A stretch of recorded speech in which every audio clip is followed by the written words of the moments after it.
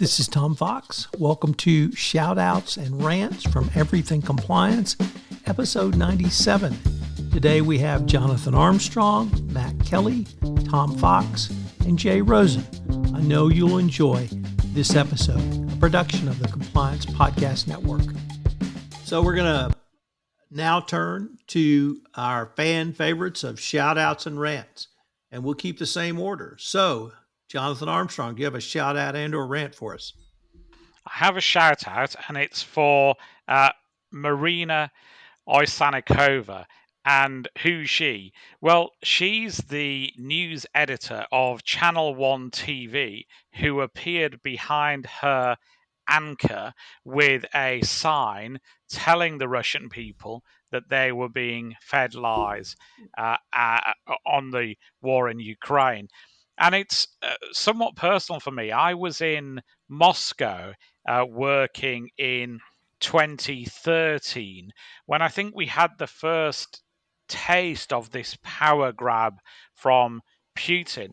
I was sort of in a bar on Tverskaya, the main drag in Moscow, when I kid you not, we were literally shook at the table by tanks rolling past as Putin had decided to sort of step up the May Day parade as a show of force. And accompanying that, he had what I guess you'd call it a media whiteout, almost the opposite of a blackout, in that every channel, radio and TV, was told what to broadcast. And it was sort of like a State of the Union address from Putin himself, which went on almost the entire afternoon as he had questions from selected individuals who coincidentally happened to have a TV crew in their living room when they thought of a question to ask him. So it was the most absurdly orchestrated event, and it showed me, I think, the level to which Putin controls and controlled the media. And obviously, things have got much worse since. And so Marina had a really clever approach, I think, not only by making her stand, but also pre recording a video to explain what her stand was about. And that video was released by a human rights group just after she appeared live on Channel 1. She faced for that a penalty of 15 years in jail under Russia's new legislation. And that was obviously a significant thing for her. She's two children, and she was making a real sacrifice. It's safe to say that she's not going to work in Russian TV again. But it was also interesting, I think, the outpouring of support that came for her. 40,000 comments on her Facebook page from a nation that restricts the use of Facebook. She was questioned for 14 hours in a police station after the event. She was denied legal help. So far, she's only had a $280 fine. But I guess with any repressive regime, it ain't over until it's over. And she faces potentially further jeopardy.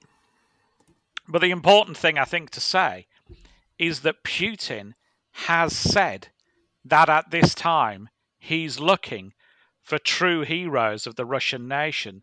He's looking for true patriots. And he's just found one. He just doesn't realize it yet. Matt Kelly, do you have a shout out and or rant for us? Oh, I have a rant this week. I do this month. My rant is against West Virginia Senator Joe Manchin, the supposed Democrat who still miraculously spent most of 2021 dragging out and torturing the Biden administration and Democrats' policy agenda and then vetoing or voting against or pulling support from the key moments of that agenda. And now he is back again doing the same thing in 2022. Earlier this week, Joe Manchin said that he is opposed to a lot of investment in electrical car infrastructure because he remembers the 70s And he remembers the shortages of the gas lines in the 70s. And he does not want to see people lined up at gas stations waiting for batteries for their electric cars. And that's his big issue, is that where are we going to get all these batteries? And are people going to wind up waiting in line, and there will be shortages and rationing of car batteries? Allegedly, blissfully unaware that that is not how electric cars work. There is only one battery. It is in the car forever, and you just recharge it. I thought everybody knew that. I strongly suspect that, in fact, Joe Manchin does know that, and he really is just trying to play dumb to impress the coal interests who pour millions of dollars into his campaign accounts and his pockets, and is doing a disgraceful job representing his constituents and the public at large, and all the future generations who are going to have to clean up our climate change mess.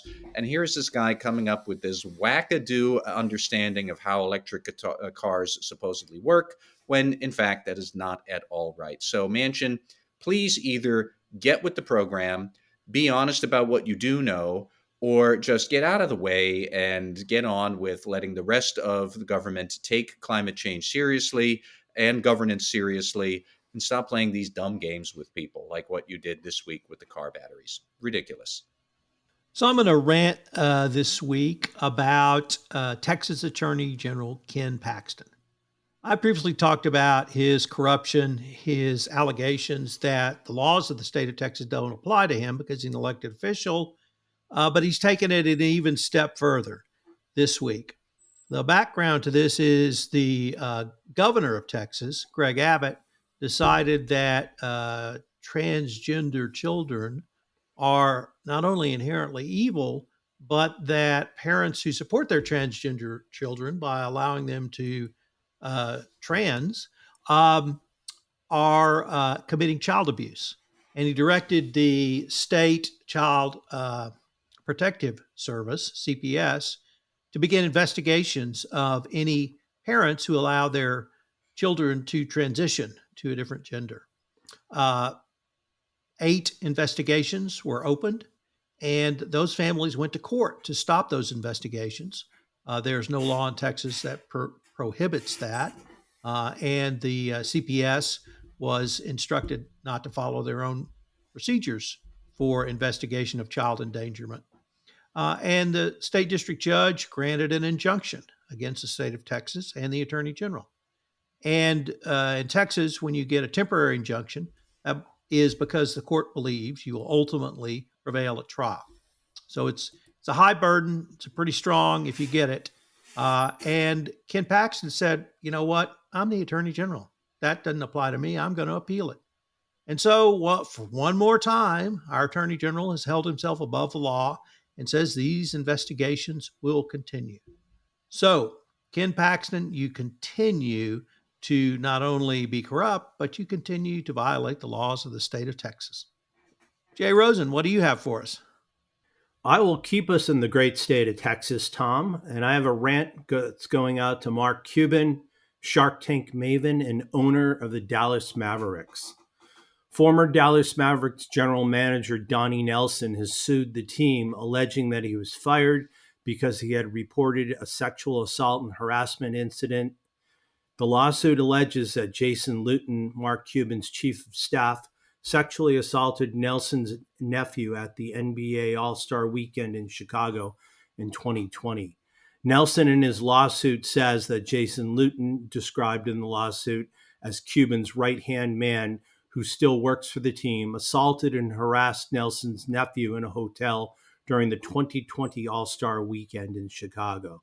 The nephew, a man in his 20s who's not identified in the lawsuit, had been invited by Luton to his hotel room to, quote, discuss job possibilities, unquote. Luton asked Nelson's nephew to sit next to him and then sexually harassed him. Nelson says in the lawsuit that he found out about the incident 5 months later after his nephew and the team had reached a settlement and Nelson had begun discussing a potential contract extension. He then confronted Cuban about the incident, and as a result, Cuban withdrew the team's 10-year, $66 million contract. He also says that Cuban offered him $52 million to sign a confidentiality agreement about the assault. Nelson filed a complaint with the Equal Employment Opportunity Commission in December, and that lawsuit alleges that Cuban may not have disclosed that complaint to the NBA. Sexual harassment is no joke, whether it's in the NBA or the NFL, and it appears that Mr. Cuban has taken an ownership cue from the head of the Washington Commanders, Daniel Snyder. When we can predict how the story goes from just reading the first few words of the headline, we need to hit the refresh button and take a look at these horrible incidents through a different lens. We need to get rid of NDAs so we can let the light shine in and let the truth shine out. That's what I've got. Well, gents, another great episode. Sorry for the technical difficulties, but I look forward to our next session together. This is Tom Fox again. Thanks for listening to this episode of Everything Compliance, Shoutouts and Rants. I hope you will join me for the entire episode of Everything Compliance, which will post on Thursday, March 10. In the full episode of Everything Compliance, we're going to take a look at the Russia invasion of Ukraine from a variety of angles.